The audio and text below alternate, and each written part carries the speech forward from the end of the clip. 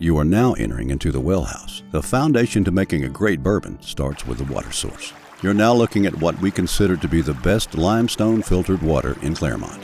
Limestone filtered water is rich in calcium, iron-free, and contributes that unique flavor to our whiskey. But due to prohibition, Jim and T. Jeremiah had to wait 15 years before being allowed to use this water to distill their whiskey in 1935. After water, we need our grains. Here we are in the grain room. Each beam whiskey benefits from a carefully crafted recipe or mash bill and contains 3 grains: corn, rye, and barley malt. Did you know that in order to be called bourbon, you must use at least 51% corn? We select only the finest grains grown in the USA. The grains are ground down to a powder, then cooked in hot water in a process called mashing. As seen here, we also use some setback mash, or the sour mash. Up to 40% from the previous batch is added to ensure the same Jim Beam bourbon from batch to batch.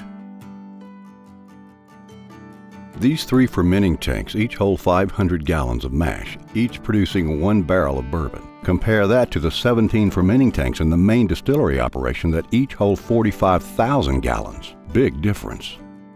Let's look inside the tanks to see the yeast working on the mash. Jim Beam yeast is added to the mash, and by a natural process, all the sugar is converted into alcohol and carbon dioxide gas. Once the yeast has done its job, the fermenter now contains distiller's beer. It's about 8% alcohol. From the fermenting tanks, the distiller's beer is now ready to be distilled. What does that mean? The distillation process separates alcohol from water. How do we do that?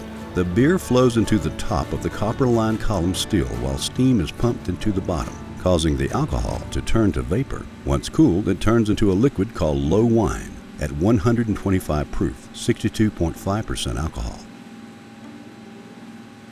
But we're not done yet. The low wine then flows into the doubler, similar to a pot still. When that vapor condenses into what is then called high wine, it's at 135 proof, 67.5% alcohol. Although the high wine is clear and colorless, it has a lot of untamed flavor. By the way, don't forget to click on the 360-degree JB icon. We'll wait for you.